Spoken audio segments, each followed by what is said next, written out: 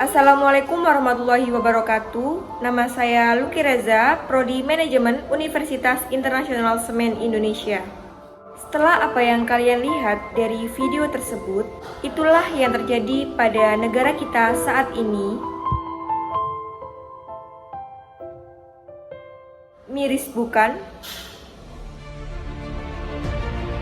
Pandemi COVID-19 yang terjadi sejak awal Maret 2020 mengubah pola hidup masyarakat. Protokol kesehatan yang dibuat untuk meminimalisir penyebaran menciptakan gaya hidup 3M, yaitu mencuci tangan, memakai masker, dan menjaga jarak.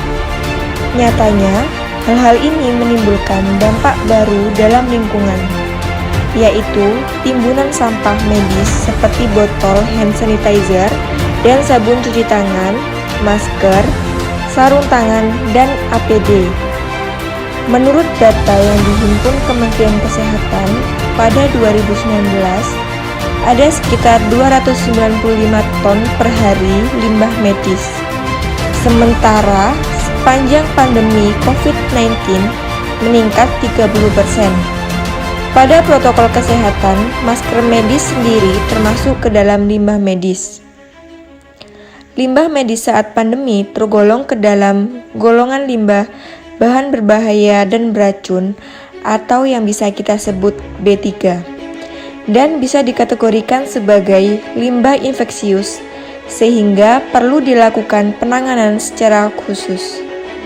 Limbah tersebut tidak dapat dilakukan daur ulang karena akan berpotensi untuk menyebabkan penularan penyakit. Limbah medis khusus pandemi harus segera dimusnahkan untuk memutus rantai penularan.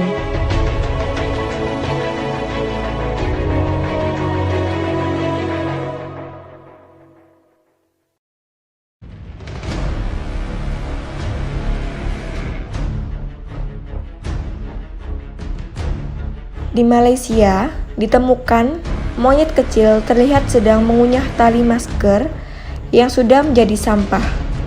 Hal itu berpotensi membuat monyet akan tersedak.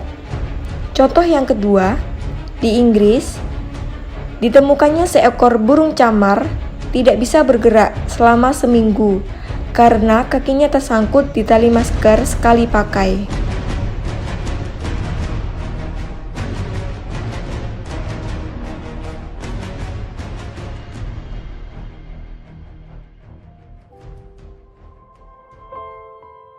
Solusinya harus, yang pertama, membuang sampah masker pada tempatnya. Untuk yang kedua, potong tali masker setelah digunakan. Yang ketiga, gunakan masker kembali jika memungkinkan. Dan yang terakhir, gunakan masker kain yang memungkinkan digunakan berulang kali. Pengolahan limbah medis sekali pakai agar tidak tercemar. Yang pertama, melakukan disinfeksi terhadap masker bekas tersebut. Semprot masker dengan cairan disinfektan. Yang kedua, merubah bentuk masker, gunting, atau sobek sampah masker agar tidak dimanfaatkan kembali. Yang ketiga, buang ke tempat sampah B3 sesuai dengan edaran Menteri Lingkungan Hidup dan Kehutanan.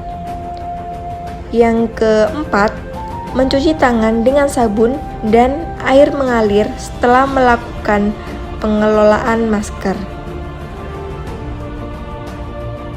Sekian dari saya, tetap patuhi protokol kesehatan.